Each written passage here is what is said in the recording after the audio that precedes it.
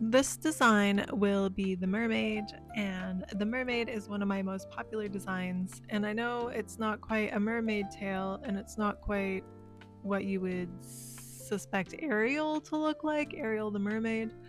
But I don't know, I kind of have this like siren-y, mystical, magical mermaid going down, and kids seem to love it, so I've been going with it. And I always start off with the same base.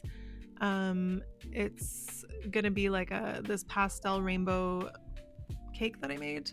And then if they want to be like blue or purple or pink, I kind of go from there and pick a one stroke, and then I'll do the tail shape with that one stroke to make them the color. I always use a stencil for my mermaid design just because I really love the mermaid scale look. I don't really know how to do it without a stencil. If you somehow know how to do this more efficiently, please tell me.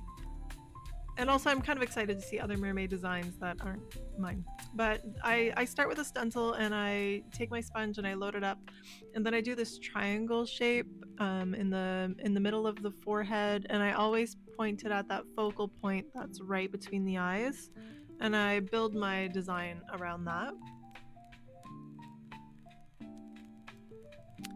I also go in and add like a small rounded shape around the eye, kind of like a blush would be, but with the mermaid scale stencil, and my sponge kind of gives it a nice complete mermaid scale look all the way around the face. And even after these three little steps, I usually get like a wow, that looks so cool.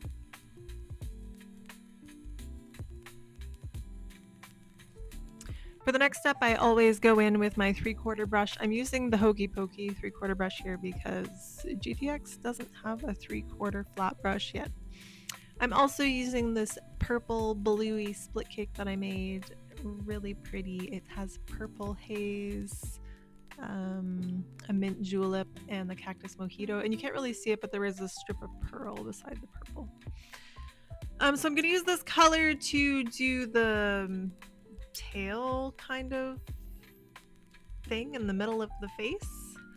So I load my brush up nice and good, and then I kind of point them all towards the focal points in the middle. So I always start at the top and drag my brush down to the middle and kind of just make V's, a bunch of V's down to the middle. I think the hardest part sometimes is getting them to look the same. You notice I kind of messed up a little bit when I did this one. I just go over again.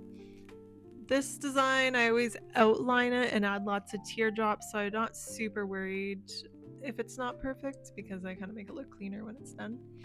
The other thing to keep in mind is I'm doing this design on a practice board and not a real face, so the tail is going to wrap based on the kid's forehead and nose and face shape. So you can kind of have a little bit of freedom with this and fun as you go. Also, the thing about the flat brush is it's really nice for when you're loading a color. So this one I had it flipped, the purple on top and the blue on the bottom, but you'll notice as I'm pulling it under the eyes there, I flipped the brush around and I've kind of put the blue as the top and the purple on the bottom. And if you use an angle brush versus a flat brush, you don't have that versatility of kind of just flipping the orientation of the colors. Just a fun little tip. So then I'm going to grab my round brush. I usually do the, I believe, Twinkle number 4 is the squishy doodle brush that this is. And I just start adding teardrops and designs. I usually do this one around the eye first. I kind of go in the corner of the eye and I swoop it around to the other side. Not every child is comfortable with the paintbrush there, but I do it when I can. And then I usually add a small cluster of teardrops right in the middle, pointing down to that middle focal point. I usually do 5 for some reason. It kind of reminds me of a shell. This one I only did 3. But then I usually do some pointing up down from the bottom as well. I just really like the look of that. So then I go in and I start fixing the tail and kind of making the shape the same on both sides. This is what I meant earlier. It doesn't really matter too much because I usually go in with a liner afterwards and fix it up.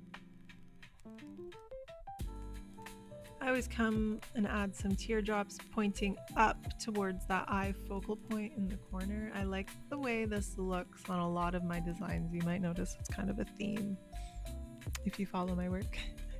I do a lot of that, and I do believe, yeah, I'm coming in there and adding a couple little dots. I usually just throw them in wherever they fit. Really love them there by the eyes, but like them on the tail and just in any spaces that I find are blah. And here I just kind of decided that it would be funner to do a little curly whirly at the top of these tails, these tail ends. And then I go in and add some more teardrops to make it interesting throughout it. And maybe add some little star highlights as well.